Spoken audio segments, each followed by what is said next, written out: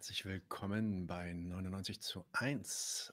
Switching directly into English. Welcome to 99 zu 1. This one I'll say in German. And today we have a special crossover with the coolest non-German podcast, or non-German speaking German podcast. Späti is visiting us, and I'll bring the guys and girls in right away. 1, 2, 3, and 4. Nick, Ciarán, and Julia. Julia is a little bit late, I've heard. And Karl Lauterbach himself, a.k.a. Rob from Späti. Welcome to 99 zu 1. Thank you. Thank you for having us. Thanks for having us. Thanks for also queuing right when I was picking my nose. I appreciate that. I warned you. Like I was like 3 seconds ahead. I mean, I've lost all abilities of like true social contact with people, so it's fine. Your hair looks good. Thank you. Yeah, I mean, always for, does. For, what? It always does. Is what it always does. Okay. Yeah. All right. It's this new thing for you, but you know, it's us. It's why we didn't comment on it. Okay, guys, you are 3 of the 4 hosts of, and they do have faces, exactly, Boom. 3 of the 4 hosts of the Späti podcast. Some podcast that was, I think, started in 2019. So you're not a pandemic podcast, just like all the other podcasts. You're actually around longer, right? The pandemic. It's like early pandemic episodes are terrible. Don't listen to them. All right. Okay. I'm gonna read the first paragraph of from your website. I really like that text. Gives a little bit of an impression where this is going. Späti is a podcast about the dumb Asian peninsula posing as a continent. I like to call them the dangly bits off of Asia. Europe. Are you an American sick of hearing that if you become Sweden, all of your problems will be solved? Are you a European sick of listening to people only complain about the USA? Well, we got the podcast for you. Whether it's reminding Germans that they did colonialism, deep diving into Norway's monstrous sexual assault party, or talking about Greece's and Italy's shared history of fascism, we are here to talk shit about it. I guess this text is a little bit older. Do you still think that holds up? Is that what you're doing, guys? No.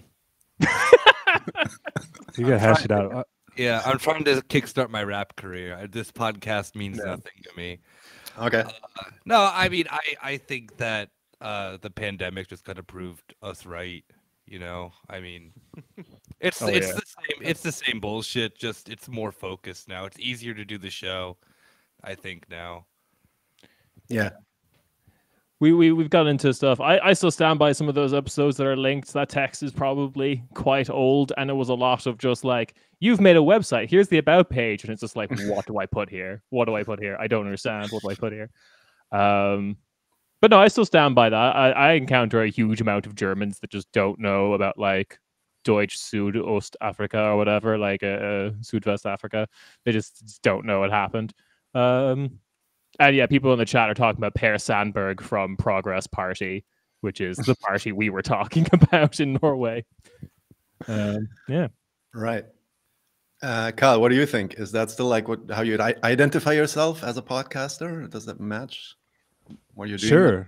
Sure. That's definitely... Ciarán has a very beautiful writing voice. You can hear him from a mile away. Okay. I mean that as a compliment. And he says things... certainly better than I can. I kind of just get together with my friends, talk about the news, learn about different political parties in other parts of Europe that I probably never would have heard otherwise. I always do eventually.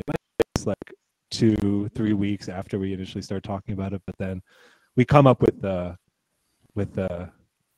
grand unified theory of Europe at the end of the day. Yeah, great. How many episodes now? Like you're bordering, like you're coming close to 200 or something, right? Let me see. Probably 200 main episodes, but then with the ones that we do in Patreon, we're probably 199 actually. Yeah, there you go. Actually, the 200th episode. I was gonna get you all gifts. I forgot about that. You might be trusting that we're either of the feeds are keeping track correctly of the number, which is where we're not necessarily good at that. It's definitely 165 main feed episodes now, covering basically everything on this continent. We have a very generous definition of what this continent is, more generous than most. And then the bonus episodes, we've been doing the bonus episodes now consistently for a year and a half, something like that. Yeah, so it's been good. There's always more nonsense to talk about, and I always enter into a fugue state where I forget why I recorded or what I said. So don't quiz me on any of it. Do you guys actually listen to your own stuff? Ooh, I'm gonna let the others. I'm like Ciarán all the time. I'm like Lil Wayne, where the only stuff that he listens to is his own music. So, and you learn so much, right? It's like exactly, yeah. Well, I mean, to be fair, I do I think I probably edit 75% of the episodes. It's been a lot less than the last year. Right. But I mean, I go back and I have to listen to them, but because I don't listen to any other podcasts, so it's not really like out of I'll like go and listen to like if Ciarán and Rob put an episode up by themselves, but yeah, I mean, my case isn't necessarily like because I want to. Right. I'm an involuntary fan of my own show, which is actually kind of nice because then I listen back, I'm like, oh, this wasn't completely stupid. I can like listen back and still giggle to it, so that's a good sign. Oh yeah, we in the moment we think we're being very stupid, and then we listen back later and we're like, we're only being kind. Yeah, it works both ways. It's also the other way around where you think like, whoa, that was great. Secret to podcasting is to have really terrible self-esteem and constantly be seeking the approval of the audience. Yeah, right. I would like to speak more about the podcast, but actually, I wanted to do this a bit later and speak about you guys first. But I think let's start talking more about the podcast, because I, of course, also would like to for Julia to introduce herself. So talk a little bit about your individual motivations. So talking about Späti, you kind of already hinted at it, and I read this first paragraph, but tell us a little bit about your background. Like what is your goal with this podcast? Why are you doing this? How did you guys maybe meet? How did this idea come up? And what are you trying to achieve with Späti? Rob, do you have a good answer to this? No, you start, and then I'm gonna and jump in. I'm gonna think while you talk, and then it'll sound better. Yeah, I guess I'll talk a little bit about what we're trying to do in a serious answer, which is that if anyone hasn't been able to tell or if it hasn't been mentioned yet, I am Irish based on my accent and my name. And if you try to engage with any kind of left-wing media in the English-speaking language, it is just going to be overwhelmingly America-focused. Right. And I don't live there. It was probably the main goal. So trying to get that to work, trying to make like a product that, or like a thing to listen to that I would want to listen to was probably the goal. It's also a great excuse to like learn and read and talk to a bunch of people that are much smarter than us, get them on the show and for them to say their piece. And I'm going to let Rob take over now because Julia is here. Yay! Rob. It's funny you pointed out that we are a pre-pandemic podcast, because I think in the U.S., I'm from the U.S. for those that don't know, there are also a lot of new podcasts during Corona, but especially in Germany, and something about the like left-wing podcasting scene was not very big before 2020, but it was huge in the U.S. Since 2016, and it was mostly like I've lived here since early 2016, so like that was all a very simultaneously foreign and personal experience, right? Like people, like I could listen to people going through similar thought processes or developments that I was just like hanging out with my friends in Hamburg, and I was living a very different life too, and I think I definitely wanted to talk about it or express it in some way. And I know a lot of other people did too, because it was shockingly international, like a bunch of what a bunch of podcasters in Brooklyn had to say. And I think that's cool, but it's also like a never-ending process. Like we've talked about it before on the show, but one of the best things we like is when people start their own podcast in like a non-English language about their country, because like it's the only way this is going to stay fresh or interesting or relevant at all. So we were just, I don't know, maybe doing our little part. You could say that. Shout out to Squatamala, which is the Czech version of our podcast. They are great. Oh, really? There is a Czech version. If the translation is to be believed, you know, could be a big prank being played on us. Oh, that would be such a good prank. Yeah, I don't speak Czech, so if they were just like, "Yeah, we're the Czech version of your podcast," we just have to take their word for it, I guess. Yeah, exactly. None of us speak anything close to it. So, welcome, Julia. By the way. Hi. Sorry for being late. No problem. Nice to have you here. All good. I just want to get back to Rob for a second, because you were talking about, you know, the American podcasting landscape, left tube, and the podcasts themselves, and you were talking about those internationalist podcasters out of Brooklyn. So what would you be listening to from 2006 to, I don't know, 2019 when you started Späti? What were the guys that you were listening to? I mean, the gold standard for me was always Chapo Trap House. I'm sure it was for a lot of people. I probably listened to every episode multiple times, like especially at work, just like on my computer. That was very cathartic for me, and I know it was for a lot of other people. I wasn't a huge podcast person. I mean, I did and still listen to like some history podcasts, some more informational podcasts, but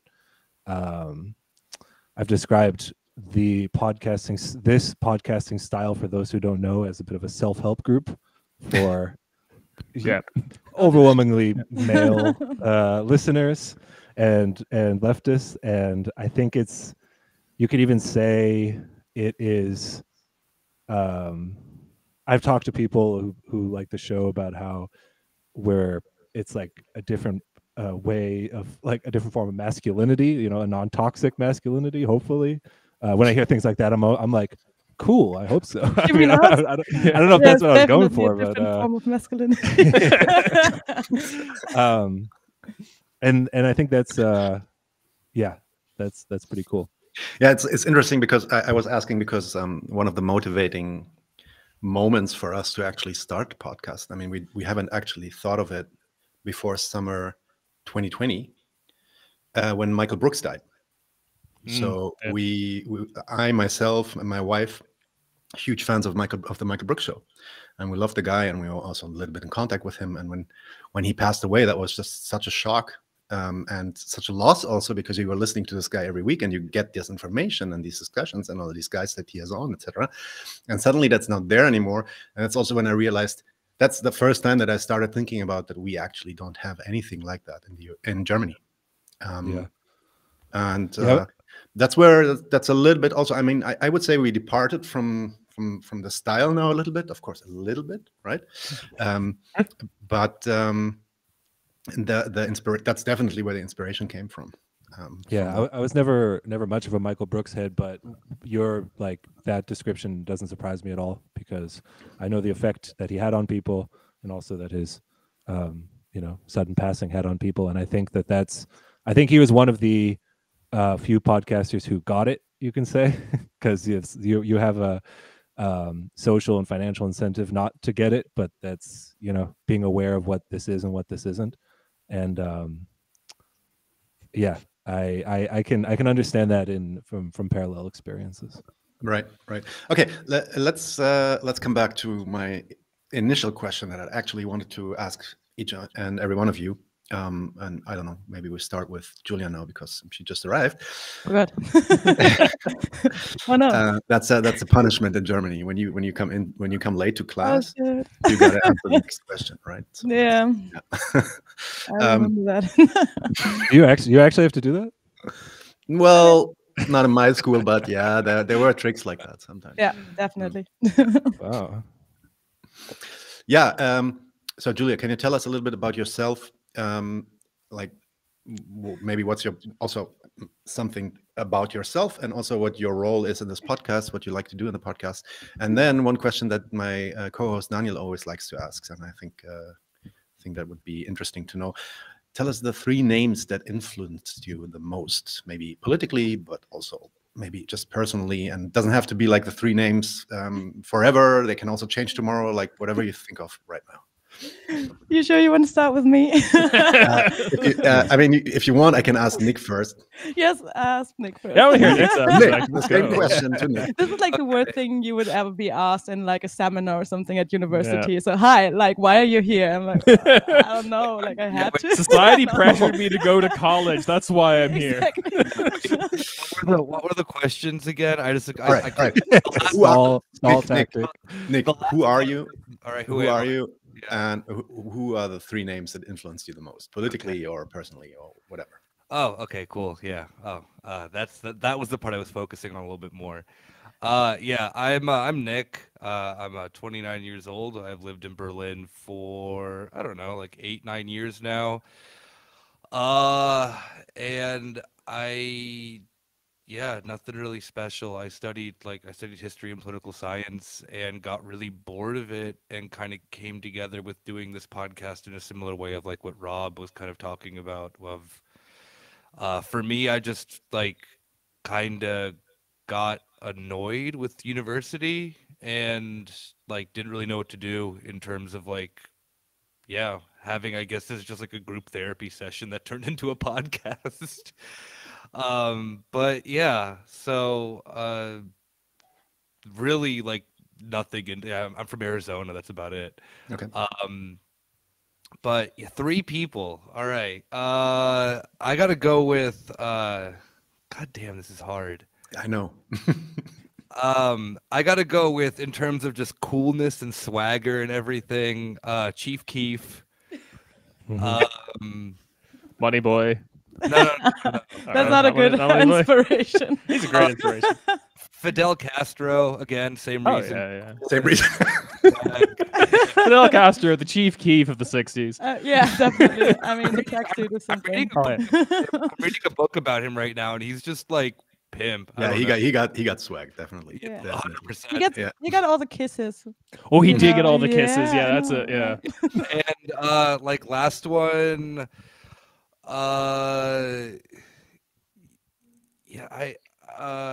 Olaf Scholz again, drip. Sure. You know? I can't answer that. You can't I need you to explain the Olaf Scholz. Click, he's gone. No. Yeah. You're back. I forget that. Swag assigned as Chefsache. Yeah, exactly. Yes. From exactly Chefsache. Yes. All right. Thank you, Nick. Karl Lauterbach, who are you and why do we hate you so much? No. Oh, fuck. Rob, who are you and what are your 3 names?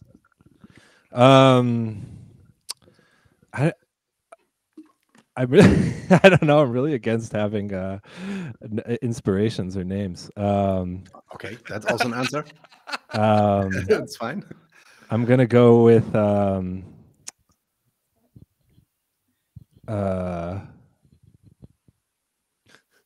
Lasse,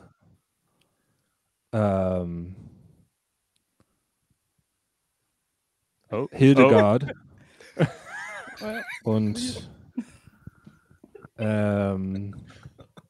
We're a very serious podcast. Yeah, you can tell. I gave serious answers, all right?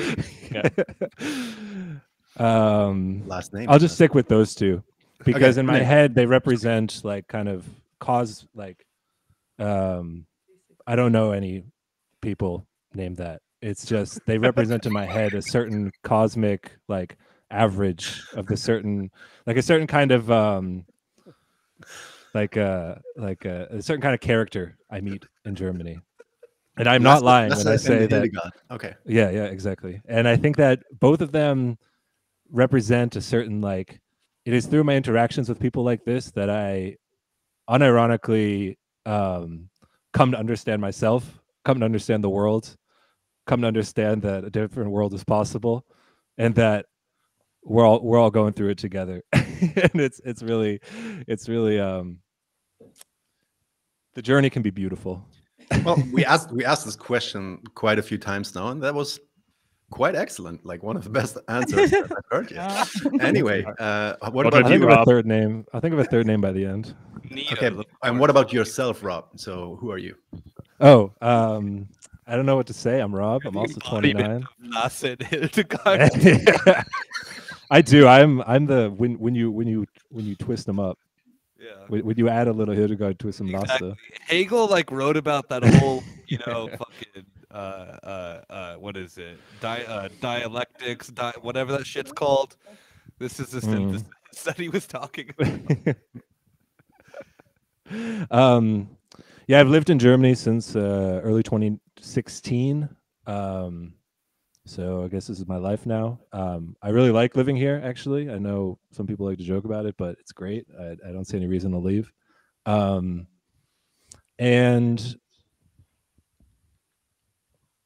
I am actually a student again, even though I'm not a particularly good student. But I definitely don't have any ideas or like illusions about what university is and isn't. So like, even though I sympathize with Nick in a certain way, that feels like a long time ago. I think it's mostly like you learn a lot here, the world's, especially coming from the United States, like the world is it can be a very small place and like a very uninteresting place. It's very flattened into like we're all on the same page about like what I don't know, history, politics, what the teams are. And I think it's very rewarding to just realize that it's not like that. That there's a whole other world out there. I don't know if that answers the question, but no, it does. Thanks. And also, I mean, normally you would be in the studio now. Just as a note, you're all in Berlin, right? So maybe next time we can do that in the studio. Sure. Separated by the pandemic, I guess. So sad. It's so sad, yeah. It is. I've been loving it. I don't know about you guys. Actually, you're a bunch of crybabies. The last 2 years have been great. Definitely not harrowing existential crises for all of us. Not at all. No. Not at all. I can go next. Yeah. I'm Ciarán. I'm from Ireland. I left Ireland 2015, was in Scotland for a bit, and I came to Berlin in 2018.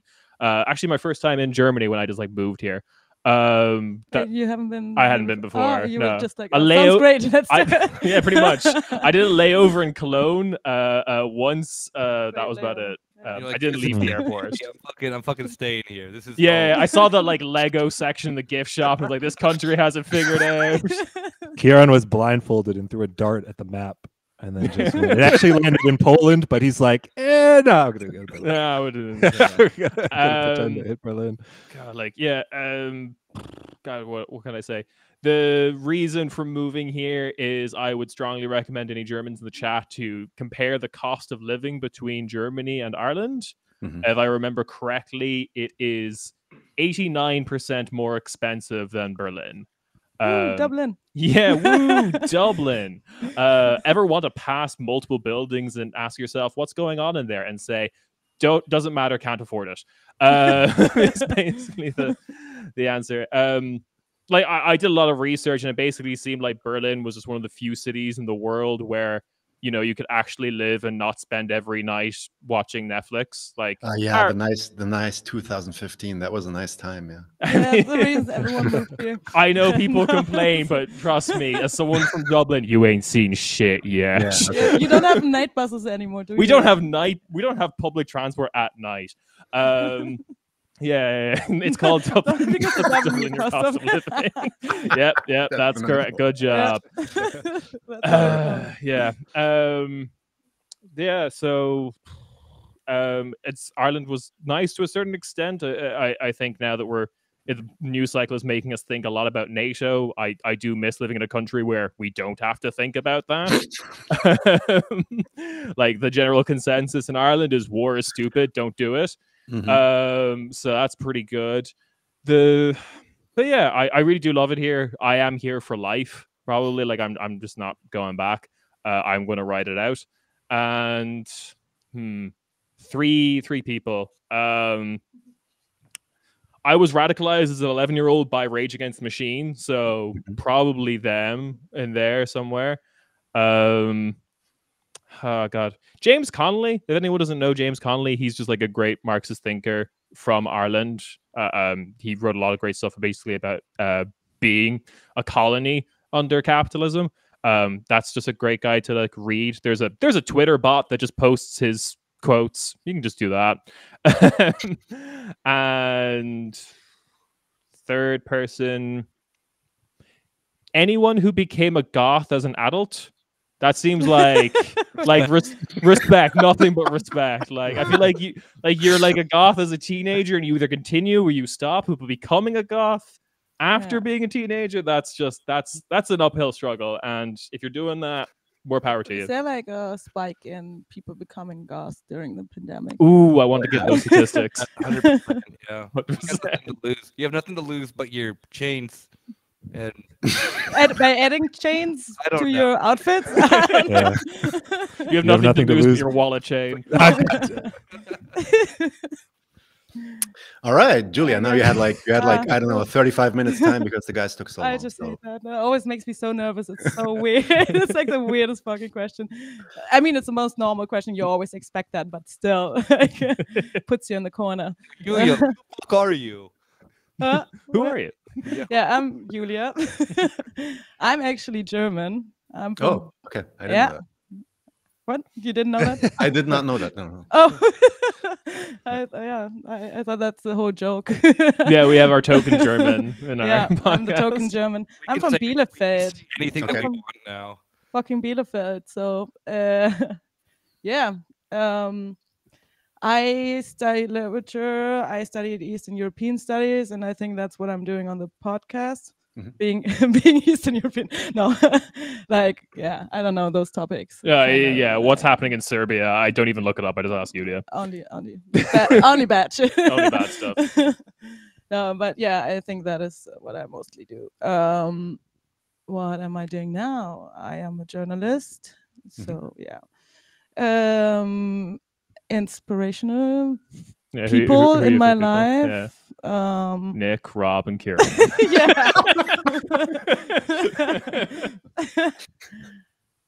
Oh, that's fucking difficult. Shit. Anything that comes to mind doesn't have to be forever. Can change tomorrow morning. I don't know. Like, I mean, even though it's like difficult, I would say my mom maybe. Yeah, sure. Because she has been like a solid lefty throughout my life, which kind of like got me into also the right politics. Also, shout out to IOZ Bielefeld, the only one that isn't anti-Deutsch in that region. So I was about to ask. Yeah, and I guess it's lame, but it's Rosa Luxemburg who like inspired me a lot. From like, I guess it's lame, but we're not gonna criticize you for picking a basic answer. Lame. He's a name giver for my cat. So. I picked James Connolly. That was Irish Rosa Luxemburg. Yeah, exactly. So I guess that's it. Okay, cool. How did you guys meet? Like, how did you get together and think about this podcast? Like, did you actually did you hire for the podcast or something, or did you just you knew each other before and you started? Nick's shaking his head, but I did hire everyone. Wrote something in a newspaper saying like, Rob, 20. Wait, how old were you? It has to be a Rob. It has to be podcast for sale, never 20 used. Something. Looking for 2 lads and 1 token woman. No, token German. German. I did not write woman. What? Token German, not woman. Oh yeah. Okay, fair. I did meet everyone first, I think, and I've told the story multiple times on the podcast, but it's very fun. Mutual friend's birthday party, and he was the only other American there, and he was doing like epic internet style bits for everyone in the crowd, and like entirely true. Yeah, and I was so entertained, just like kicking back, being like, I'm just gonna watch this and enjoy what's going on. I forget. I eventually broke the ice, but yeah, I think I knew Nick through that. I met Yulia through Nick, since they'd known each other for a while. And Ciarán, I saw, made a post on Reddit about forming a podcast. Yeah. And I messaged him, and I realized we had been at the same Jacobin reading group, and I realized, because I said, "Oh, were you the one with the fingerless gloves?" Yeah, that's me. That's so punk. Fingerless gloves, wallet chain, just being an absolute fucking poser. Dressed like I could skateboard, but I can't. When did you meet? Like in 2015? No, we met in like 2006. 2005. I mean, yeah. We met in 2006. It's 2006 forever. And yeah. It was one of those things where I was like, yeah, wouldn't it be funny if we should find people to do a podcast? But then we were kind of like, oh, I guess it's just us, right? Yeah, Like, we started the podcast as a joke, and then now it's still here. Right. Who's your audience now? I mean, maybe you had a target audience back then, but right now, when you get comments or feedback or emails, like, who are these folks that are listening to you? Are these people from the US or expatriates here in Europe, or how does that work? The cutest people alive, the girl listening to this podcast, watching this stream.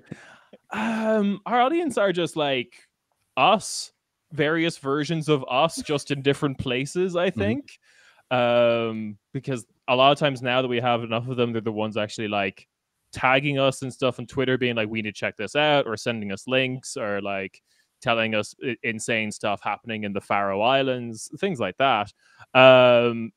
Yeah, so in terms of like where they're coming from, we don't really know. All I can say is that our largest audience is in the US. I think we actually have a couple of people who are like German, Norwegian, or stuff, like, who have moved to the US. Yeah. Okay. And then our second largest audience is like then Germany, and then the Netherlands. The Netherlands, yeah. The Dutch love us. Big with the Dutch. The Dutch love Volt hates. Yeah, because we ragged on Volt too much, probably. No, the other secret to getting the Dutch to like you is to constantly insult the Netherlands. Yeah, but it's also like quite European audience. Yeah. So yeah. Absolutely. But it was definitely at least my intention as an American, being like, we do not just want to have an American audience and happen to be here. Yeah. Like I was like insisting that we like find we have like a diverse audience, even if we stay small at first. And I guess that was relatively successful because people listen to us. I did go on the Chapo Trap House Reddit, and I would just find people writing in different languages and just mass private message you would just spam. Where we have found some close friends actually to this day, like long time followers and listeners. So and people that started podcasts as well, which is really fun. There's the people who have started podcasts in Germany and in Czech Republic, like we said. Right. Small preview, because it has been mentioned in the chat. I know that there is a Nordic inspired podcast spin-off of ours happening to cover the 5 terrible countries up north. And that's which just fills our hearts with just so much joy and happiness. Still waiting for the Latvian version. Oh, I get the Latvian one. Please, I want that. It's impossible. I've seen some Antifa stickers in Riga before. It could happen. They were in German though, so it's gonna happen. All Antifa in Latvia are just Germans who visit. Yeah, Germans who study medicine, because that is what Latvia is for the Germans. Because they can't get into medical school here. Yeah, exactly. Latvian medicine's just different. It's like a big thing of German medicine. Latvia's podcast. There you go, Latvia's podcastas. Yeah. Interesting. My question was, I wanted to talk about your one of you mentioned that there wasn't really any left podcasting scene around when you started. And I would just be interested, as you are like kind of the oldest in the game right now, because I've talked to quite a few podcasts and quite a few. Wasn't Halb 10 is older than? Yeah. Well, Halb 10 is older than Yeah. you. 2019, Halb 10. I think they also started 2020. Okay. Yeah, I yeah. didn't know. Time has flown because we've been in our rooms for 2 years. Okay, Anyway, I thought they were one older. of the older, more seasoned crews, definitely. Very seasoned. Yeah. So how do you see this developing? What would be like your let's say judgment over the German leftist media landscape? How do you see? Don't let Nick talk. Cut his mic. No, I think I'll just say something about like podcasting purely before jumping into like left podcasting specifically. Is we're pointing out that like podcasting is like stupidly old, like older than I think a lot of people think. It's like the reason it's called the reason it's called podcasting is it's as old as like iPods, basically. Right. Because you would get them on your iPod. Oh. Yeah. That's when they were called podcasting, but these kind of shows that you can download from the internet, basically like an on-demand radio, you already had them like 97, 98. Seriously? Yeah. So like but the thing is like because America is like a tech early adopter, and also all the tech companies that basically run the world are all American. Like they started it first, and when they started it, it was a bit more like punk in like, not to be a poser again, but like pirate radio. Like pirate radio. Doing stuff like the thing that happens in Europe, like Germany as well, but Ireland was definitely this as well, is like every podcast is just like brought to you by like a major show on like ZDF or like a lot of Ireland was just like radio shows just like recorded and put out later as a podcast. Like Europe is still kind of missing. It's like coming now, still missing this whole idea. Like you can just be a bunch of jackasses in a room and make a podcast. It doesn't. No. Yeah. Not in Germany. You gotta be serious in Germany. It has to be sponsored by like Tinder or like ADAC or like a major insurance company or something. I don't know. It's like dating fails or dating in the. There was a Tinder podcast. I know. It's like tell me about. It was a Tinder podcast. Oh, Yes. Yeah.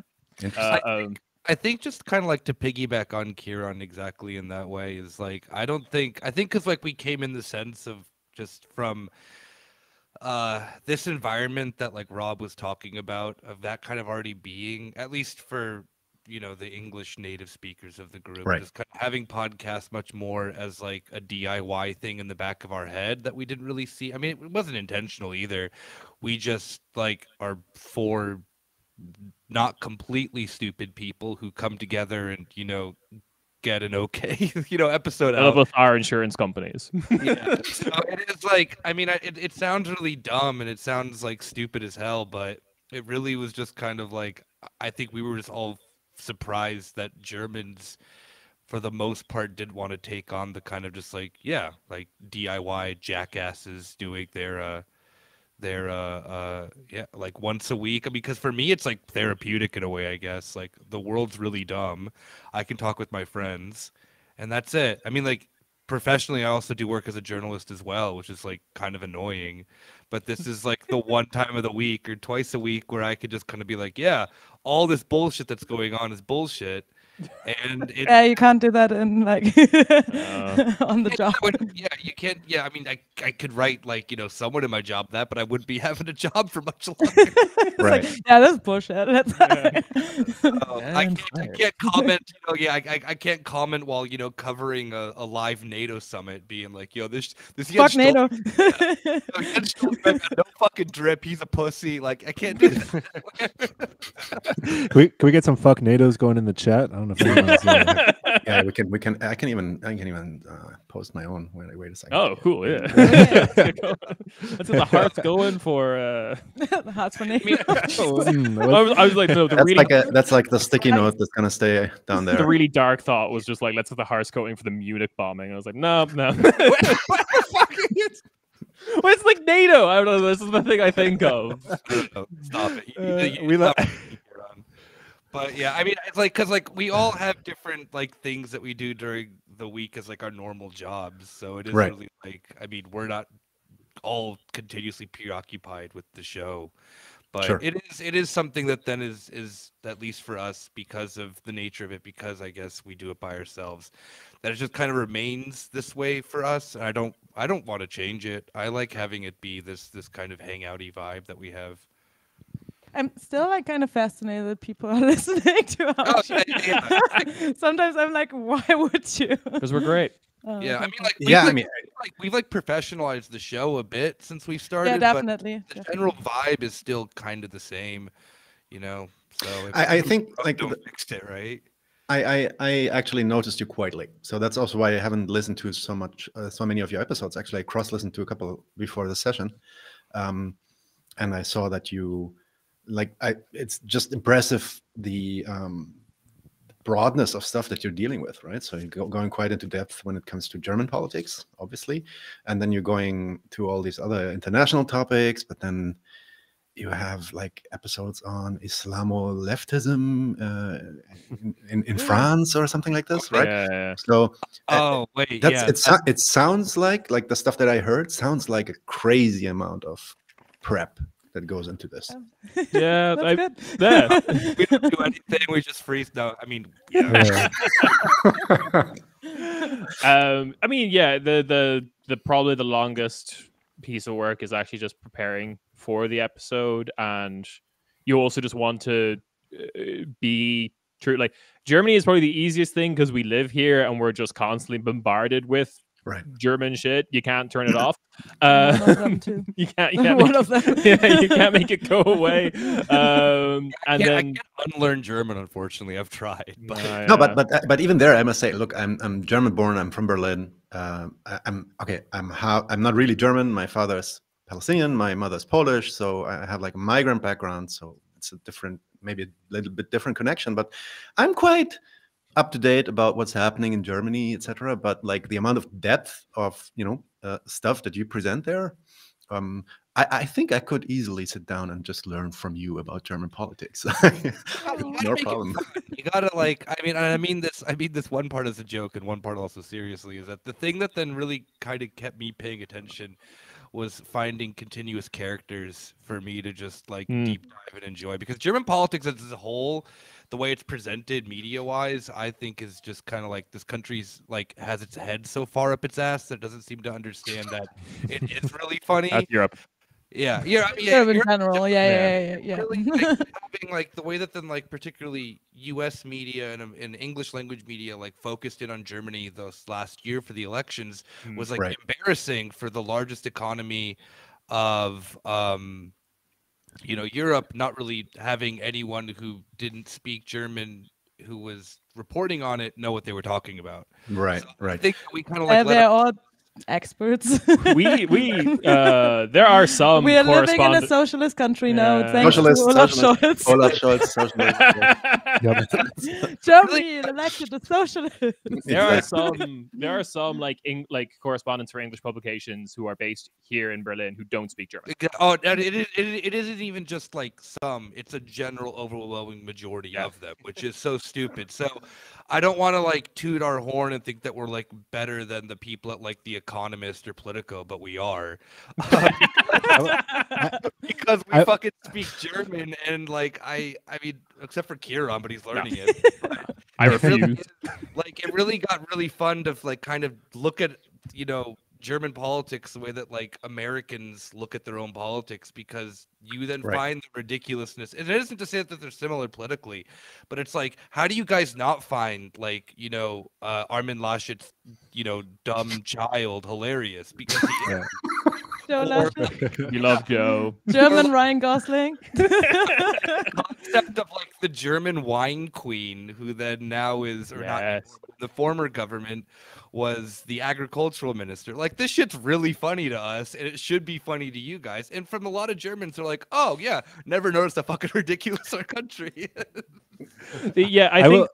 Go on, Rob. Sorry, you haven't spoken. No, well, I mean, I'm going to compliment you, so maybe that's good, because I think the especially with the level of research and the scope, I certainly couldn't keep up with it. I know Ciarán is indispensable for that, with keeping tabs on what's going on across Europe, and he's a freak, so he's always done that. It's a freak. It's true. No, it's true. It's 100% true. Nick and Yulia know so much about, I think a lot of like world politics, especially what's going on in like the whole in Eastern Europe and the Balkans and stuff that I don't know. I like to think I read a little bit, but my like all like the reason I think the reason I think it worked, and when I first thought it could work, is because we all have a similar approach to how we like learn about living here too. And I know this is very similar for Nick, which is like, I like to read, but I've learned the most about Germany by just being in absurd situations in this country, and like just figuring out how people act. Same. Like, just, whole life. What? It's like, why it's been awkward since I was born here. Just today, I heard an anecdote from a friend of mine, American also, and she told me about someone in her building had thrown some paper package into the paper garbage, but has like they didn't fold it down. You can't do that. So she took the thing out of the garbage and brought it into the entry hall, put it on the floor, and wrote a big letter. Who did that? A typed letter on the computer. It was printed saying please fold the thing before you put it in the garbage. I'm so excited. Germany's finally going to get its own Zodiac killer. We had that too at our complex. Why is cannibalism so common in Germany? Like, don't look into that. Is it really? We have several cases of that. It's also like it's not a lot. It's just more than other countries. I think that like to put it into context as well is that like Rob and I's interactions I think are probably the closest to where that I will just send Rob like TikToks of a German person just doing something. And it shouldn't be something that's like out of the ordinary, but I'm just like, yo, Rob, this is like this is a real life one of your characters or whatever. It's actually kind of funny, like for me being on that podcast because like I know. I'm like I mean, like I thought about like how could this podcast work if I were to go back to Ireland, like if I were to make one that was for Ireland. It was like I'd have to do it with people who weren't Irish. It's the only way it could work. Sorry, just another one that just jumps to my mind. I met my sister today. Her kid, she has a 7 months old boy, and her kid, his tongue turned black, like completely black. The whole tongue was covered with something black. So she flipped, right? Yeah. So she runs to the hospital. You could have the goth phase. Come on, like she runs to the hospital and gets to the doctor. There are not many people there because nobody's going to the hospital because of the pandemic. So the doctor gets to her, and the doctor's like, "Whoa, I've never seen something like that. I have to talk to this and this expert." So they call the pediatric expert. Half an hour waiting. The doctor comes back and says, "Yeah, it's this and this condition. It's nothing serious. It's just a bacterial infection." The doctor didn't know about this, has never seen this before, and now says to my sister, "It's not really something that you had to come to the hospital for, is it?" Dude, you didn't know about it. Like, it's Corona times. Why did you come? Tongue turned black. I printed out this note for you. Normally, something on your body turns like a certain color or something. It's falling off at some point. I gotta say though is that like even with as bad as like the healthcare is in the United States, and it's really bad, I've never like been more embarrassed than when I go to a doctor or hospital in Germany because of exactly that reaction. So they don't take you seriously. Yeah, exactly. Like I went to the ER for like cutting my hand open, and then just like walked out being like, I'm a wimp. I can take care of this myself.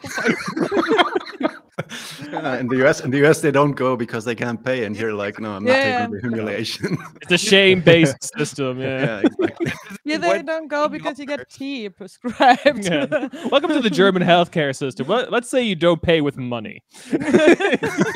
with guilt and this. No. Like, So why are you here? Yeah, putting up with blood all over my hand to the ER. I walked in, I filled out the paperwork and everything, sat there for 10 minutes and just like looked down at myself with shame.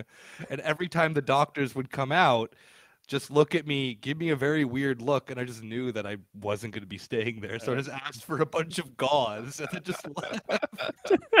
No, I got this. I once had a doctor telling me owned, my dude. pain was based on my culture. And I was like, which culture are you talking about? Like, Jesus Christ. my pain is based on my culture.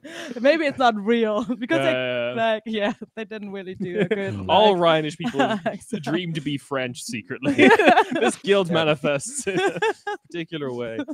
Oh my god. Okay, getting back to the podcast though, before we move too away from it. There are like, from hearing the others talk, that I think is important, that is why we kind of have to be like punk media, why we have to like not have associations with like proper organizations actually going out there and doing good work, is because we need the runway to kind of be like esoteric and just be like irreverent and ridiculous, because we do need to be able to like make comparisons to like the various failure children of like of various German politicians, to like, I don't know, anime characters or people in the rap game or something. Like this is just something you just can't like do on mainstream media. When you're supposed to be serious. Yeah, you're meant to be serious. You're meant to like, everything has to be about politics, like capital P politics, like what's happening in the Bundestag, whatever, rather than like, actually, no, it's all connected. I will make a comparison to like an anime I watched recently or something. Like, it doesn't matter. And the other thing that I'm still really proud of, because a couple of episodes ago, I got really into like just catching up on what Vox Media in the States is doing.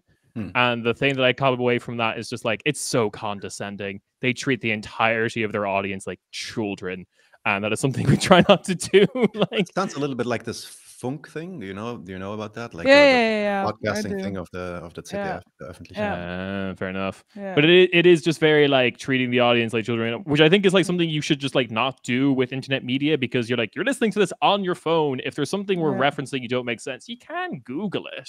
Like, no shame. Admit you don't know something. It's fine. I don't know lots of things. Everyone who listens to our show is a genius, and they should just. I think something that I certainly struggle with, I hope we do a good job with it, is that it's easy to, especially when we're talking about ridiculous characters, not like Joe Lashet, because fuck him, but like just any, like when we're laughing about a typical German or a typical Italian or something. I hope it comes through, because it's 100% how I mean it. It comes from like a place of like deep love. Like, this is like, it's very funny. And except for the garbage lady. Like, I don't know about the garbage lady, but like the funniest parts to me are just like that we're all like, again, laughing about kind of the absurdity of our society. That's where it comes from for me, and it's only really funny if you can laugh at yourself too, right? Like So how do Germans react to that? Because my experience is that they are not. They don't really have that kind of gene for humor, especially about themselves. Shit, why am I on this? I don't know. Like, I mean, maybe this is why like our show kind of maybe has like a natural plateau in Germany, possibly. I don't know. Maybe there's a reason why other countries find us funnier than Germany. It isn't just the fact that then like Germans have no humor. That's like, no, that's not what I meant. I meant specifically humor about themselves, right? So I think it's more so in the fact that then that is just like, I mean, Yulia, you can correct me if I'm wrong, but like there's like an attitude around how Germans interact with the politics around them, that if you make fun of it, that it's like you're succeeding to a different, like you're not even just like that, you're like it's like a low blow. It's like you're not taking the severity of German history, which is like we obviously do. Something that then makes it, I think, really easy to make fun of Germany is how just like oblivious they are to that. I don't know, that's at least my opinion of like I was talking with a friend about this today, of just like the stupidity of that, like the march that the military did for the Afghan, troops coming back. Oh yeah. Who the hell thought that was a good idea? How did that happen? Like, there's the obvious sense that then that you can point out like that's Nazi crap, and it's like, yeah, okay, it looks like it, but just the fact of the absurdity of it makes it like really easy to make fun of, like on top of all the levels of like, yeah, you shouldn't do that, but the fact they did it is really kind of funny. I mean, I kind of had to say that, like, oh, we did something good there. Like, Yeah. look, we brought some. Yeah. You can't just like take the big L of participating. We brought some companies that can take 100% of their profits out of the country. Look, this was great. Like, it benefited Germany at least. I mean, I would say that like that's a global phenomenon of just like every country that was involved in Afghanistan, which was a lot. Yeah.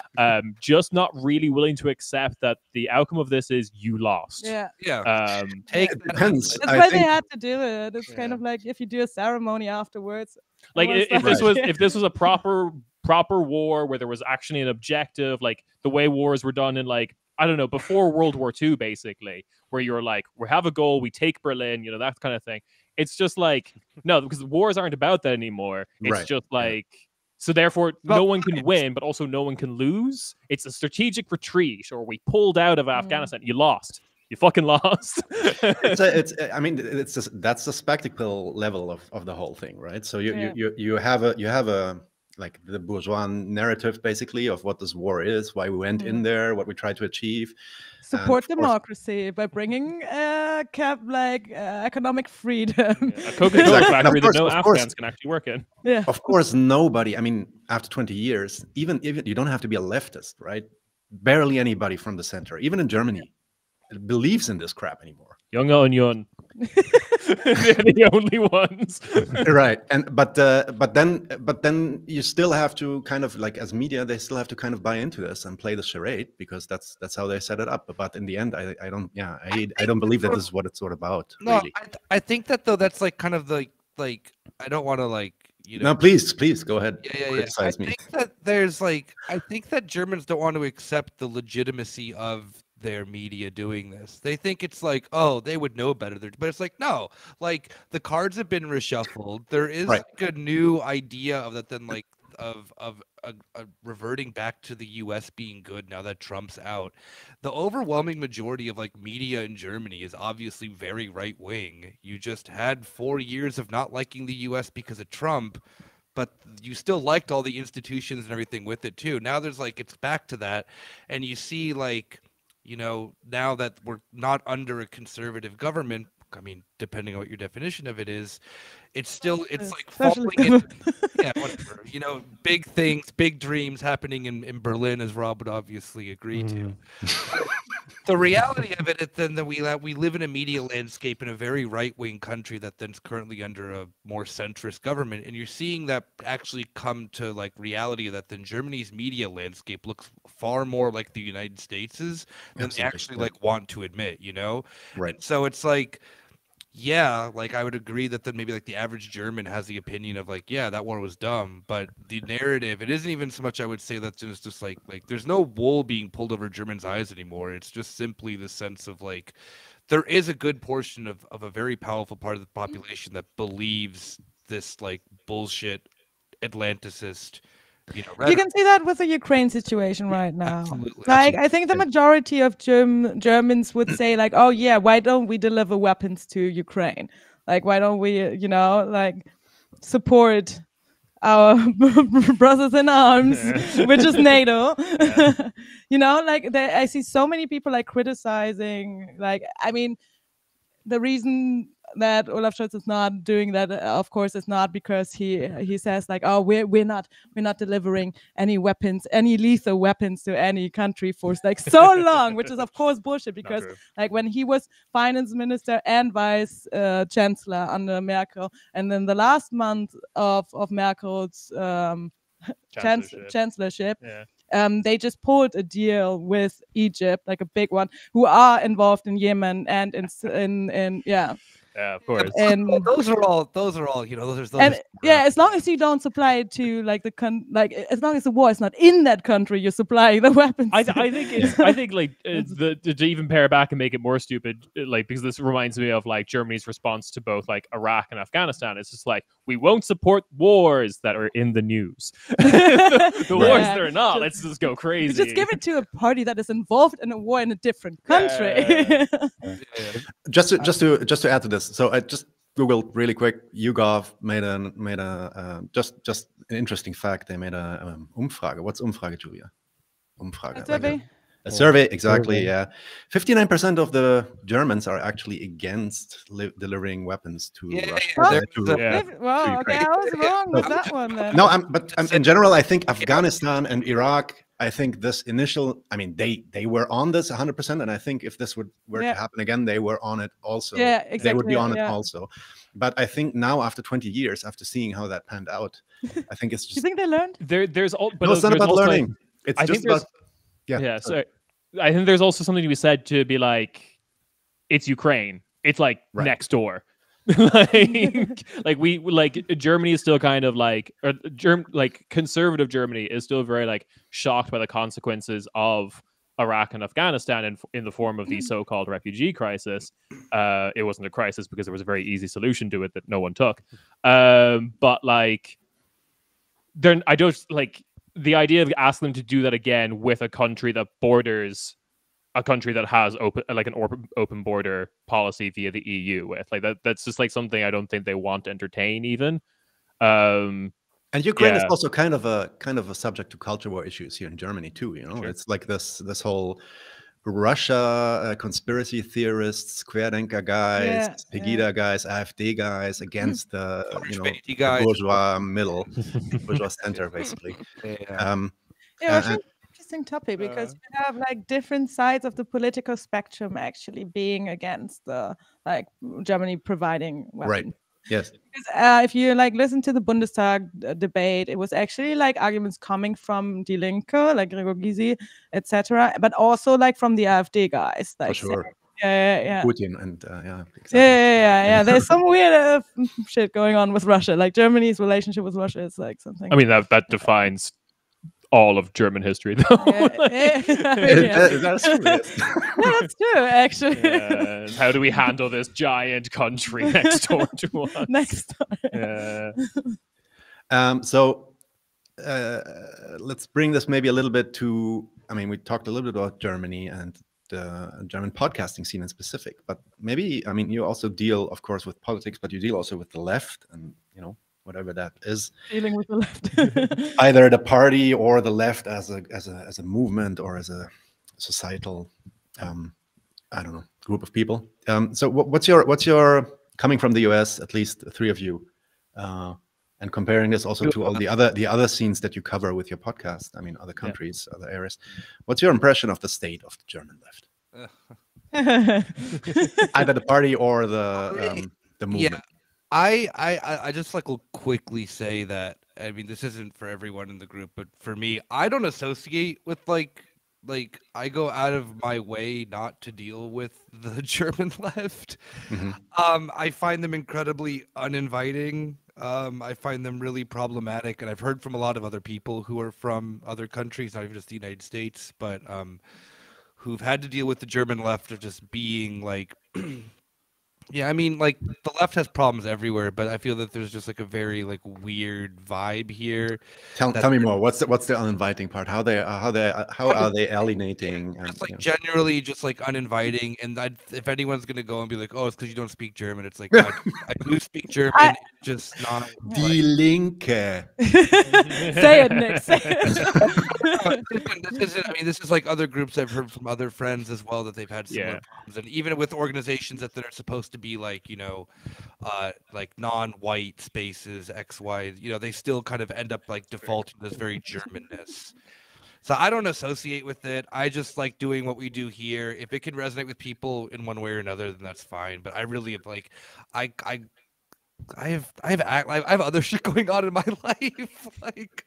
I like to provide this as a thing to I'm politically left wing. I don't like hanging around only people for solely political reasons. I kind of I care, but I just don't want to deal with politics in this country because I haven't really found it fun. So You are dealing with politics in this country. I mean, it's we know what you mean. Yeah. Is this the same for you guys? Like Ciarán, Rob? Like, were you also like kind of alienated by the German left? Were you like feeling that you don't Was belong? I alienating you? Julia bullies me. She sits like slightly behind you, and I imagine she kicking you all the time or something. You can't see under the feet constantly around me. She puts her fingers in Chinese finger traps. So, like, I was genuinely limited by language. Like, that was actually a problem for me. Like, I don't speak German, Right. not to a level that I would be competent getting into like serious political discussions. But like, in terms of German left stuff being unwelcoming, I would say that's maybe I get like the kind of like autonomous groups that kind of arose in the 90s got very, very cliquey and very into like, oh, you can't work with that autonomous group because this autonomous group hates That's a them. Yeah, and it just became like you stumble into this huge network and like high school drama kind of stuff to a certain extent. That being said, I think there's like left movements in this country that have tried to do like broader church kind of attitudes towards the German public or like the people in this country. They've been relatively welcoming to me, but like I have to like tune into groups that have like English speaking or Right. foreigner groups. For example, FAU have been very welcoming. The Die Linke Internationals branch have been very welcoming to me as well. Yeah, so but I do know what Nick is talking about. There is like, especially in Berlin, I feel like that's like Berlin, and I also get that impression from like Dresden. Dresden also has like a lot of that very like cliquey old Leipzig. Sorry, yeah, Leipzig. That was what I was thinking. I wish Dresden had that one. Yeah, Rob has been a bit more active, and maybe. I'm actually, I don't know if it's because I'm optimistic, but I actually think the German left, because it's going through a bit of a transformation now, not limited to podcasts like yours. I'm actually quite optimistic. Like, I think there's actually a lot, and you're building from a base that a lot of other countries don't have, and so like I think there's actually a lot of positives there.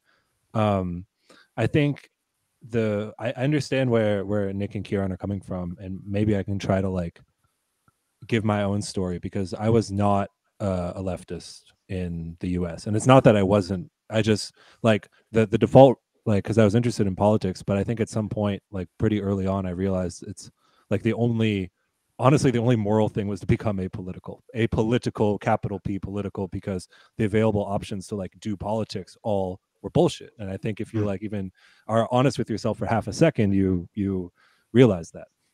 And part of the reason I mean, and I think moving here, all of this left podcasting, we've talked about all the changes since 2016, the validity of the standard narratives of politics in the United States just being shattered, which also goes to, not to get sidetracked a bit, but it's not so much also Germans here.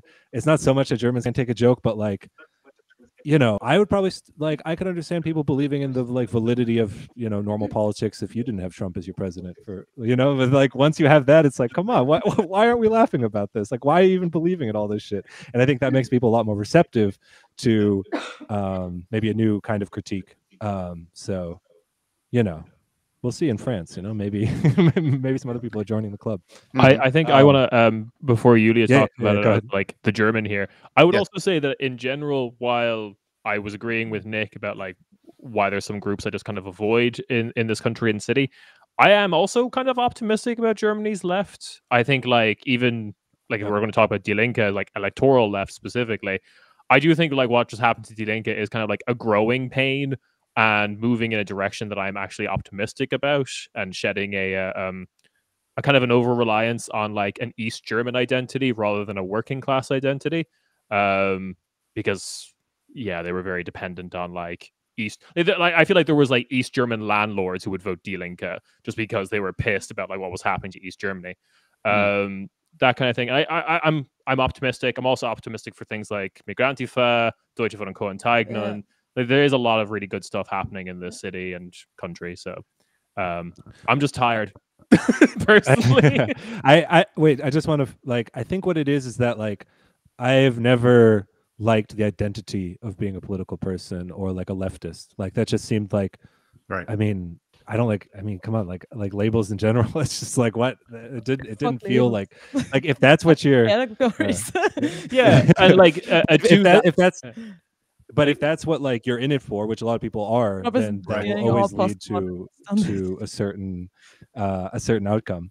And so like, yeah, I think it takes a long process. That can also be a trap in itself, right? Where you're just always critical, you're always like detached from everything. But I think like the only organic process, which I think the reason people were inspired by someone like Michael Brooks, for example, is because it's that ongoing cycle of like breaking down the illusions and the hypocrisy about something, but also giving you like making it okay to care and to be vulnerable, to to almost encourage you to change, right? And to do the things you need to do that might be hard, but that you want to do. Like if you believe in this, you have to do this, and that. It might be hard, but it'll be worth it in the long run.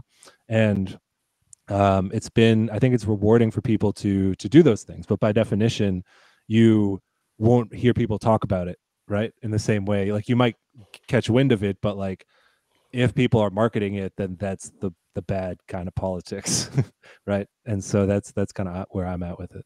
Yeah, I think to Rob's point about the labels, I also think that's why like you get that reaction, because I don't think it's exclusively German, but I think anyone who kind of like absorbs this idea of like purely this identity as like a leftist, a socialist, a communist, and like this is my whole thing and nothing else, then it becomes very hard to joke. Like it just becomes hard to be irreverent, because those are serious topics. Like, yeah, I would like a better world.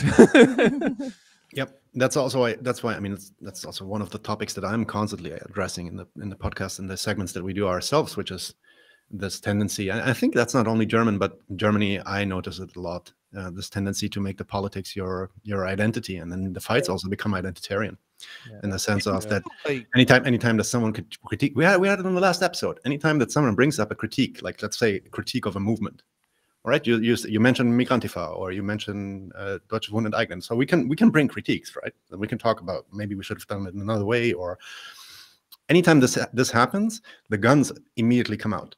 Yeah. And the discussion is not, I mean, I understand that everybody can be heated about it, but the discussion ceases to be about the topic, and it's more about me and you, you know? I feel that also, too, one of the things I noticed that's like really different about Germany in comparison to the US, because like, as Rob said, of like, the way that you approach politics and the way that you come into it's way different in the US. I mean, for weirdly, as not similar of, you know, where Rob and I are from in terms of the country, you can like avoid politics pretty well in your teenage years until college. You can pretty much go about being, you know what's going on like in terms of the news, but you don't like, politics don't really have, at least I think for the both of us, they weren't like a central point in like our teenage years, where I feel that then in Germany, particularly at least in like bigger metropolitan areas, but even Yulia, I know from like her growing up,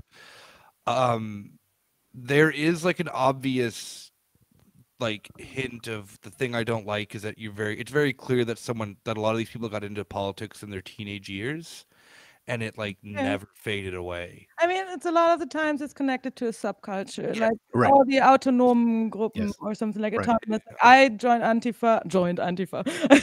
I was in like Antifa membership card. I got my membership card when I was like 14, 15 or something like that. So like no, but I used to hang out at all these autonomous like spaces, like IOZ or something like that in Bielefeld, or like squatted houses in Löhne. They had a squatted house there. Oh. Only in Germany. Little Löhne have a squat. Chicken in the backyard. But yeah, it has a lot to do, like, I don't know. There's like still this like teenage punk movements that leads to at some point like getting serious about the politics, but also like a lot of the times it develops into like anarchist movements or something like that. And I feel like it's more strong, like it's stronger as a subculture identity kind of thing in your teenage years. And a lot of the times, and also, I mean, in Germany, I mean, we've talked about that a lot before. If you consider them leftists, that is something else. But like anti-Deutsche are like a major part of the German left, and it's nice to see like other groups now growing and like, actually critiquing this, like which is like a basically everyone when they are in their youth get into these kind of groups, you know, because it's like how like that was also quite similar in Ireland. Ireland is like a weird mix between these two scenarios, because Ireland also has like two dominant parties that aren't even divided by left and right, controlling a lot of the like upper level of politics. And then like the only way to really get into the left before the age of like, especially before the financial crash, which radicalized a lot of people like in 2008, like a lot of that was through like the punk scene basically. Yeah, and exactly. it's very subcultural. It can get very cliquey as well. Like and I think you don't have that in the US like that, because like here the punk scene was very big in the 80s and the 90s and stuff like that, you know, and we have the UK and like next door and shit like that. I mean, you have high school and college part. That's different. The politics behind that are different. The politics behind that are like nice broads and and beer. I don't know. we get all of this from watching the OC Blink-182 music videos. Not that far off. Rob said it. I mean, like those things that you can do in the US, I feel that you can do them much more like removed from politics. There, and it could just be out of just size, you know. Like I mean, I played music all throughout like high school and shit, and politics did not remotely cross its head into playing metal in Arizona. I mean, if it did, it was always like, I mean, because that was like the early 2010s, like late 2000s. So like some loser kid tried to like make like a Christian rock band or whatever, you know, like it was that time. Like if you call that, then like, but no band was doing like, like there wasn't like a thing like.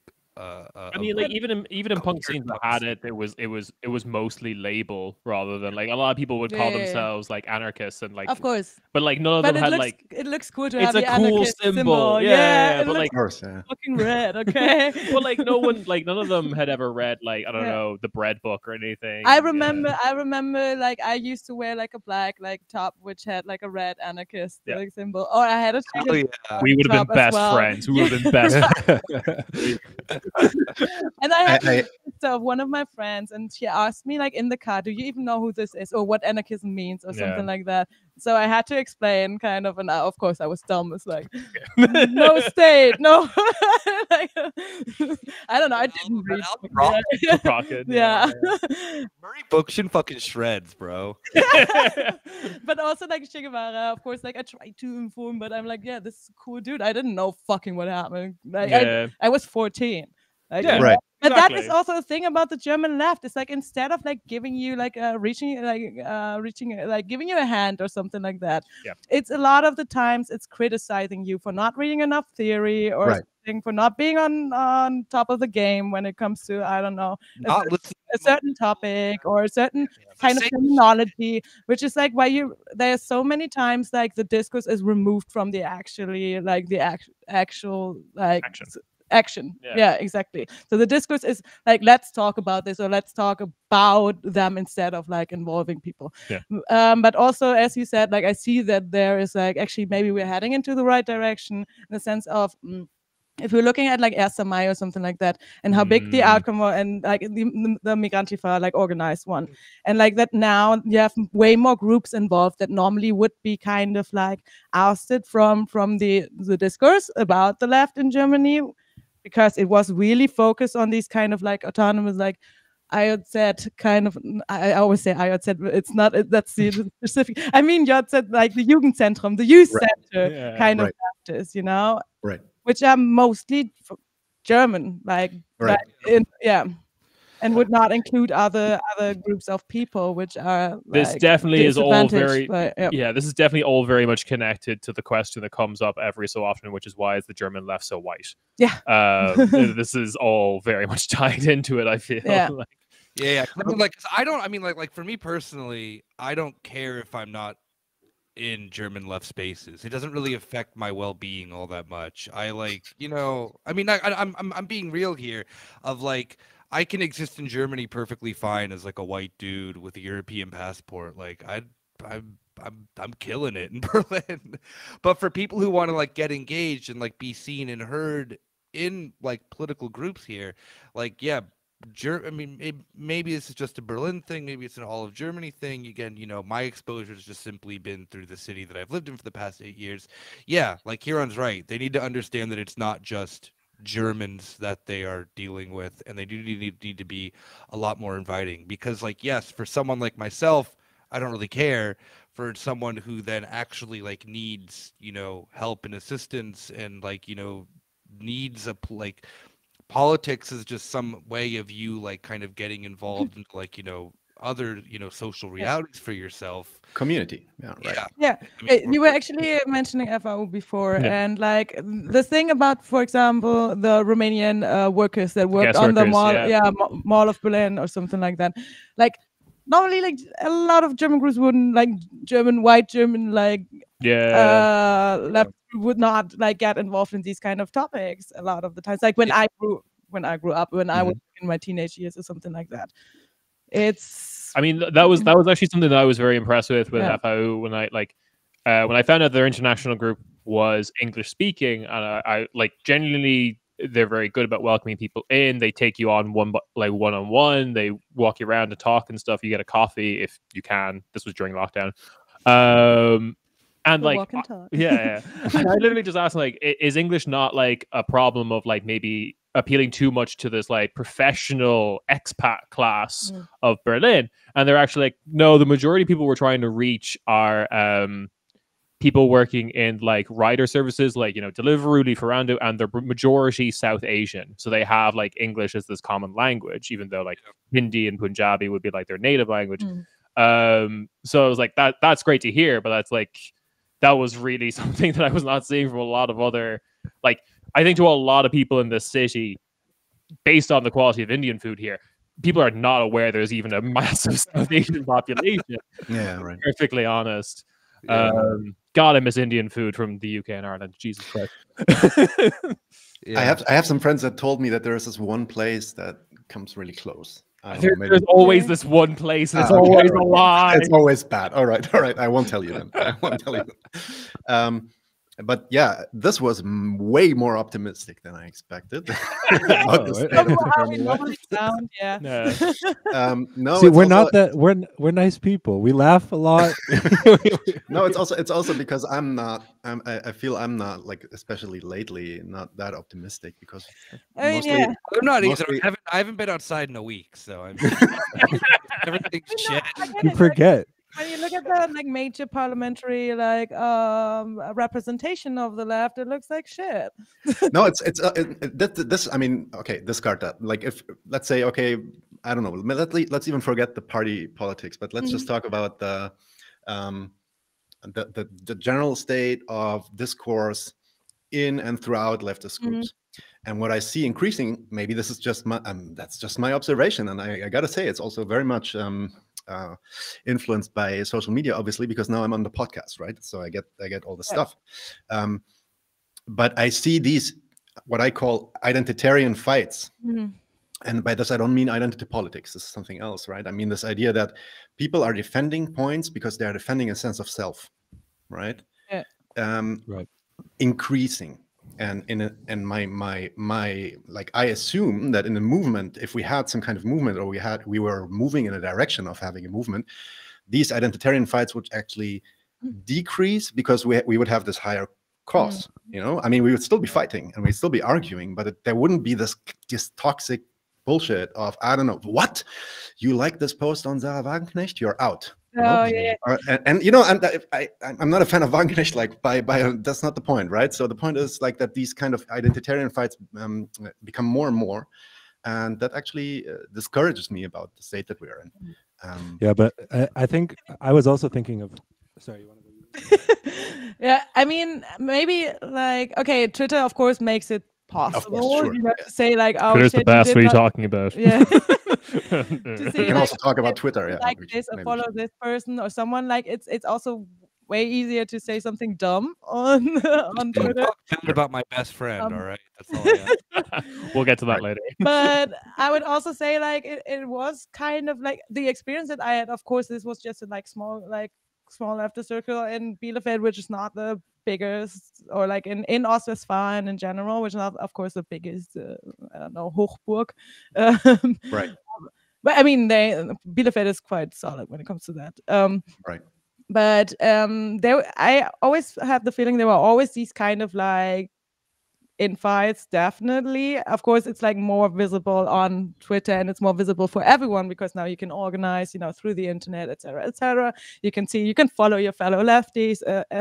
It wasn't like that before, but I always felt like, oh shit, this person is way too emo to be like part of the cool anarchist group or something like that. I mean, I don't know, but yeah. I mean, when it gets that small, also like this is also experience in Ireland. Yeah. It can also be really related to who's sleeping with who. Oh, Unfortunately, and that was Absolutely. like- basically a Yeah. telenovela. I've seen mutual aid groups destroy. Yeah. And again, that's, I mean, You're Deutsche Wohnen and Eigenen nearly broke on this shit. Oh, I yeah, mean, true, yeah. It's, I mean, and, if you had think of, I don't know, I don't like to draw these historical parallels because, of course, the situation is completely different. But think of the SPD, I don't know, 100 years ago. Yeah, Or they the were- workers they- movement they were in Germany all- in this They time. were all freaks. They were all fighting. They were all not agreeing. They were writing books on each other Yeah, and cursing each exactly. other. We But they should were have- still in the same freaking movement. And That's right. Yes, we're Right. bringing We need to bring that back. I need to write catty books about people in German. it I up. mean, but you see the same shit in the US and the online leftists as well. You have It's so the many same, yeah. of like Yeah. someone other person said this or like all the backlash Mark Fisher had, for example, Right. at some point. I actually, sorry. How do we know this is so lame too? Like, I know, but like you say, like, oh, you like think back 100 years ago, the political diatribes, the SPD were writing about each other, and then I'm just like, didn't Sarah Wagenknecht have like a best-selling book that was just like dissing Die Linke? So I'm like, Yes, yeah, yeah. we haven't changed. That's like Lenin on the it's like that's her state. Yeah. let me just like Yeah, but it's a really bad book, man. It's really You read it? yeah. 100 years ago, whatever the equivalent of a podcaster was saying the same thing. Yeah, no, I haven't read it for a long time, but then I was talking about it all the time on the podcast, and I always had to say that I didn't read it, and it became embarrassing, so I forced myself. Oh damn. Yeah, sure. It hurt. That's why I will never read anything for the show. Reading is stupid. Don't do it. There's only be hurt.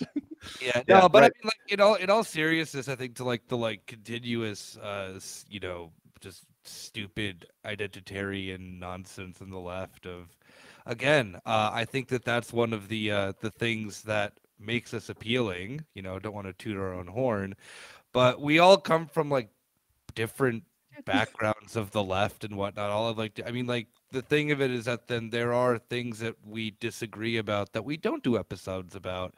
But the general consensus being that whatever, this issue is, or whatever we're trying to cover, whoever's leading the episode or whatever it is, like we have I don't want to overstate this, but like the continuous like shit that you see of Ciarán and myself posting about like new metal or like me posting about dumb rappers is me actually spending my like time outside of doing this show. I preoccupy my time with dumb stuff and then come to like talk shop with the gang and have a nice place to do it where like, yeah, I mean, whatever, like I may be I don't fucking know, a Haja.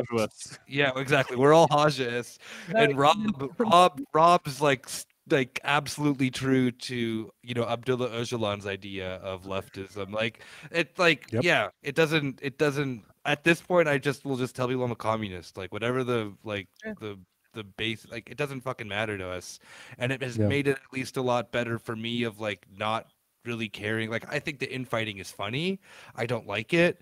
It does cause a lot of roadblocks, but at the end of the day is like I find more common ground with like other people I know who are leftists, who I work with and do this stuff. And if that can work in this regard, I mean, yeah, like I disagree with Rob on certain things, or with Ciarán, or with Yulia, but it's like, With me?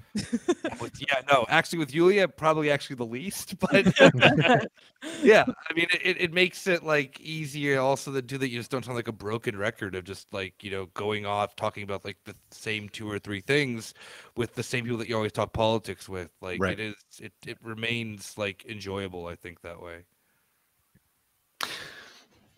Yeah, I'm. Let's say it like this. My worry and what I'm preoccupied with of late is that, I mean, one could just take these identitarian fights and say and pull a lot of the blame, and I think rightly so, on social media and Twitter, etc. But the observations that I make me question whether all these people that are in these groups are actually in for the same, because there is this assumption that, oh, we just have these differences, and if we just sat together and if we read talk together and we be a bit more polite. No, I'm not saying that at all. There's no kumbaya, there's no this, there's like okay, I'm not putting this in your mouth. Yeah. Right. There are like actual differences that then do like split these people up, and the thing of it is like I think the biggest one that then I just kind of gave up with all this bullshit on was the Deutsche Wohnen one, which we're not going to get into depth of it, but just like the defenses that were coming to, again, with certain this and it's just like, again, it looked like clicky bullshit. And I know that from there, exactly. You're not going to get it. I know that I'm not going to like, as the one who sees like the truth and all. It's just like, yeah, I'll let them exist in that regard, but I do think that there's an overwhelming like part of the left who doesn't really like, I don't care who these people are. No one, like, I literally like don't find like anyone within this country that, I'm like, because you realize how small like the political sphere of the left is here. Yeah, I don't like, there's no like, the US has at least people that then like I look up to, and I'm like, oh, okay, yeah, like they're like, I respect their opinion. I don't respect anyone's opinion in Germany. It really is just kind of like, like Julia's opinion. Yeah, but she's on my show. It doesn't count. I agree with you're on her show, I guess. Don't get it twisted, Nick. But one last question, maybe. It's already 1.5 hours, guys. Maybe I'm taking too much of your time. But one last question then. What do you think, like, if you were to be optimistic about the potential impact of your podcast, your work? And I'm asking for myself too, because we are also in this, not only because it's self-therapy, but it's also this for sure. But we are also in there because we believe in this kind of education. We believe in, the agitational function of this medium. So what do you think could be for us as left podcasters or left YouTubers or whatever, Twitchers, the potential for actually making an impact? Do you have any presumptions there, or do you say, nah, we're actually just entertainment, with a little bit of education, but that's not going to change much? How do you feel about that? I think I would probably veer on the idea that, like, maybe it's related to the therapy thing, but it is also just good to know, like, this was the impact, I think, of like this kind of like podcast starting in the United States, was people also realizing that they weren't insane, is kind of the thing, or like finding out that other people thought the way they did. That's a big part of it. I think there is, like Nick kind of just said, like the left space in Berlin is actually quite small. When you start thinking about it, you will see the same handful of people over and over again if you get really involved. Yeah. And this is the biggest in this country. So like it can be lonely for people out there who can look at like something happening in the news and go, that's terrible, or that shouldn't be happening, or so I think just helping people not feel a little bit lonely with their thoughts and not make them not feel crazy. I think that was important during certain moments. I think for the majority of things that we talk about in the podcast, people would be like, a lot of people around them would pay lip service, but like the one that really, really hurt me was like Israel-Palestine and Germany's reaction to it. That was just like, something terrible was happening, and a lot of people around you were just flat out denying that it wasn't happening, or even worse. Yeah, even counting on it, and firing it on. Yeah. So that's like that. I think is important for any kind of like left media. I'm not going to say that it should do anything more than that because I don't want to set us up for failure. But a little bit of a community is always nice. Yeah. We've started doing live shows, and we were kind of like surprised by the amount of people who came out and who've been listening to us for a while. Live shows on site, or you mean live shows over Twitch or something? Live shows. No, like in a bar. Yeah. Oh, nice, cool. You know, everyone was being checked and stuff. Pass and whatnot. But yeah, that we've been doing that. We were surprised by the amount of people who actually came out. Also, the people who came out who didn't know what our podcast was, they're the real heroes, like being like, dragged. Oh, shit, what is this? Yeah, when your boyfriend or girlfriend drags you, you know, go along for the ride. Yeah, and that's something, and it allows people to talk, and again, just not feeling sick, because it's the same kind of thing of just like every other piece of media, possibly every other group, will also make it super serious. And I understand that for the purposes of organizing and stuff like that. You go to a meeting. You stick to the schedule, you try to get shit done. There isn't really room for jokes or levity because you're trying to affect change. Maybe there will be afterwards with drinks or something, but like, yeah, we have to provide a little bit of levity so that people don't burn out. I think that's basically it. Yeah. Actually, something I enjoy about our podcast is like how many people also like reach out to us and say, hey, have you seen this? Like, what is going on in my country right now, or something like that. So I kind of feel like it brings, as you said, like this community kind of feeling, and also like brings together various leftists from different European or US, I mean, countries. I mean, there is like you also make we have a Discord, for example, where we like where everyone is like talking about certain topics from Norway to Italy. Yeah, Greece, I'm trying to do like like from there to there to there. I don't know. From Turkey to the Faroe Islands. Like this. Yeah, Catholicism's a big it's a big part of this podcast. No, but I have the feeling like, because it's not like we're there like, oh, we're the experts or shit like that, and you just like gotta listen to us or something. I feel more like we gain a lot of like knowledge from the people that are listening to our show, and it's just like it's interesting. We like curate a nice like assortment for people. Yeah. I think something I didn't mention in the beginning when I was introducing myself, everyone mentioned their degrees and stuff. I did graphic design in college. I did nothing related to politics, society, history, economics. I feel like my point of the podcast is just to encourage people of just like, you are a human being living in the world. You can like talk and recognize bullshit happening. You're making beautiful posters. And I make beautiful posters for our shows. Like I really enjoy that you're doing graphic design. I think Ciarán's point is actually kind of like the perfect like thing just that I would want to leave like on our show about, is that like, our show is like a space for you to feel that it's like okay that you're like not an expert, or that you're not like, I don't know. Like the one part is obviously like, you know, yeah, get involved, do this and that. But if you just want to listen to our show because you have people that you like to like, that you kind of like agree with politically about, and that's it, like that's perfectly fine. Like if you just want to simply have us as like your weekly or like I guess bi-weekly, if you listen to the Patreon bonus stuff, like people that you just listen to just like vibe with, then that's fine for me. Like that's like, I think that Ciarán's perspective of that's kind of just perfect to the thing of like that, especially in this country, like having other voices that you just don't think that you're crazy is, I think, enough. Like there's no like greater plan, you know, if people like the show, they like it, and I'm not gonna ask anyone to go and do something that they like don't want to do. Like I'm not here to be like the patron saint of leftism, although I am, but you know, that's different. I also like, of course, that it's hopefully informative what we're doing. That can be like that can be the thing for the show for you, and that's it. Like you can just be like, I enjoy it and I learned stuff, and that's cool. That's fine with me. And, You could hate us. It's fine. Didn't know this was going on. For example, like, whew, that's Well, wild. I don't know if it was a satisfying answer for you though, Nadim, because we're having a good time. But I think I can give my little like nerd ass explanation, but I don't want to cut off all. Go ahead. Because, Go ahead. all right. So I like nerd. The explanation.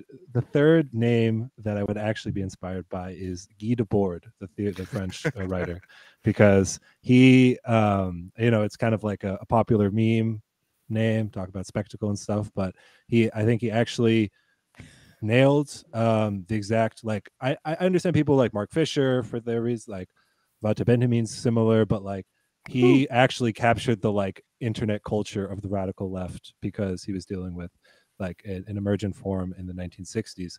And the idea of the spectacle isn't necessarily that like all this is bad and you should just like aussteigen, because there's no where to go. Like it's everything, right? So it's not like, oh, it's just this toxic culture and you're going to leave, you're going to log off and do something different, because the internet is just like a bleeding edge of a greater process of alienation, causing us to fight, whatever. And I think the reason he's so insightful about like internet leftism specifically is because he and his group came out of like the art scene. And they I don't know if they were political, but they were like radical artists. They're like, we want to do all the crazy stuff. We love the surrealists. And eventually they realized, oh, but if you really want to be radical, you have to be a communist. There's nothing. The art has just limitations in terms of what it can do. And the internet culture is the same way. I mean, you should enjoy it for what it is. But that feeling of like radicalism, that feeling of you're building something and you're going somewhere, you're not wrong. It's useful. Like other people are seeing and feeling what you're feeling. But you have to do the like, what is it? Hydrolysis. You have to separate the like chill, hanging with your friends and the political aspect of it. And you can start fostering that political aspect of it, but you are doing a piece of culture. You're doing art. You're doing a scene. And that like the only way to actually be radical in that is to abolish it eventually. And that's what I think people should know. Yeah. Well, that sounds like the perfect cue for me to end the stream and to abolish the stream. Let's say. No pressure. Abolish the stream. I do have to pee, but that may influence my. Guys, I have a couple of other questions here. We didn't talk about your recurring characters, Bearer, the Skull, Vault, Cloth, etc. We should definitely do that. We should also talk a little bit. We should talk some shit about the Undeutschen, because we do that a lot at non-deutsch Zeit. Yes. So that's also, I mean, not only shit, to be honest. We also just investigate them seriously. So that could be interesting, and I think 1,000 other topics. So please come back. Maybe next time when all of you are healthy and when we are all good. Oh no, I'm gonna get COVID again. We meet right here. Just cause. Nick's gonna get more COVID. Yeah, Nick's gonna outdo Bolsonaro. You don't want to come to Charlottenburg. That's why. I would love to. I love the purple background, actually. Yeah, the background ends right there. So that's the. We all have to squeeze in. That's the thing that we have to figure out when all four of you are coming, but we'll find a way for sure. Massive asshole, and just like tilted it a little bit further. Oh, nice. Very nice. Okay. I don't have anything to show off. Guys, I don't see any other questions or comments in the. There's someone asking you for your opinion on the tempo limit. That's a running gag.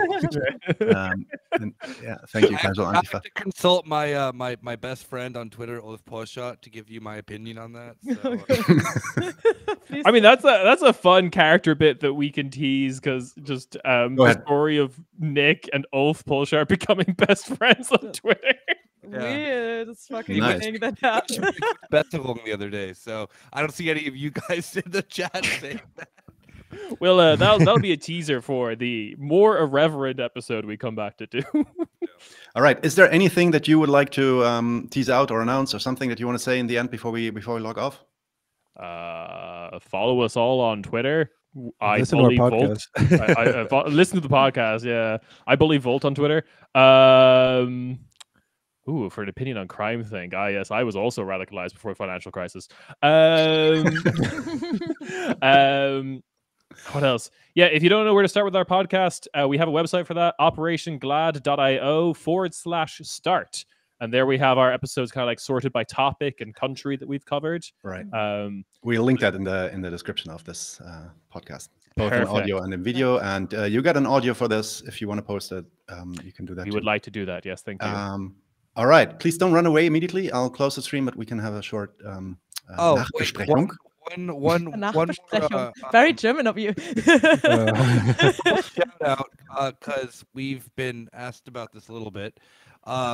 We are doing, I guess Ciarán and I are starting this back up again this next week of like the Gladio series that we're doing. Oh yeah. Behind the paywall. Behind the paywall, we've been doing a deep dive into Operation Gladio across all of Europe. We started with an overview. We'll be doing our first focus episode on the Greece Gladio operation, as well as the like Civil War, because that's kind of connected and kind of not. And when we release the Greece episode soon, we will put the first episode out for free. So if you don't want to pay, that's fine. But you should pay. I have a kid.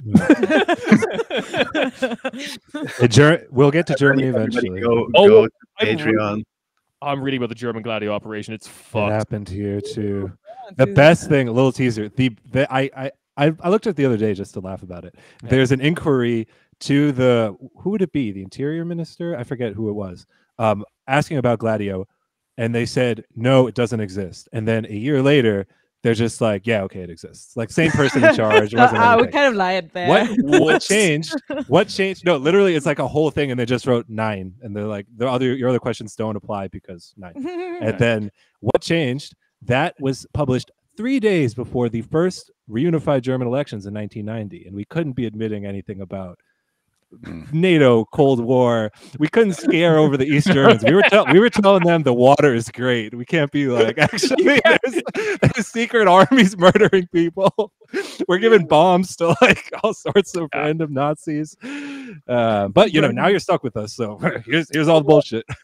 Look, we're reunified. No one asks any questions about technician. It's all fine. By the way, yes, it's in the Bundestag records. It is bundestag.de/blah blah blah blah .pdf. They're on there. Okay, now I gotta become a Okay, guys. Again, thanks for being here. I will see you in a second in the Nachbesprechung, and thanks for everyone in the chat, everyone listening to this. Have a nice evening or a nice start in the week, and see you soon. Wir brauchen eure Hilfe. Und zwar als allererstes, folgt uns bitte überall, wo ihr uns folgen könnt. Wir sind auf YouTube, auf Facebook, auf Twitter. Wir sind jetzt mittlerweile auch auf Twitch. Gebt uns Instagram. Instagram sowieso, genau. Gebt uns dort einen Follow.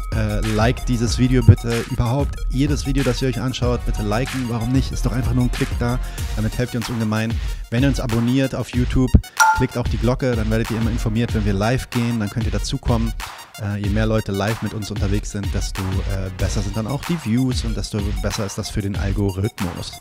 Wir haben außerdem ein Patreon-Konto. Genau. Patreon.com/99:1. Wenn ihr so richtig dabei sein wollt, könnt ihr euch ein Membership-Level aussuchen. Wir haben 3 verschiedene Stufen. Es gibt dann solche Sachen wie zum Beispiel diese neuen Nachspielepisoden, wo wir jetzt die erste gemacht haben. Und ihr habt auch Zugang zu unserer Discord-Community. Weiters haben wir einen paypal.me/99:1 Link. Falls ihr denkt, naja, sind schon schnaffte Typen, aber mehr als einmal will ich nicht zahlen, dann könnt ihr uns da auch ein bisschen Geld schicken. Wir haben tatsächlich inzwischen relativ signifikante laufende Kosten, weil wir einen hohen Qualitätsanspruch haben. Insofern, wir sind wirklich auf eure Unterstützung angewiesen an der Stelle.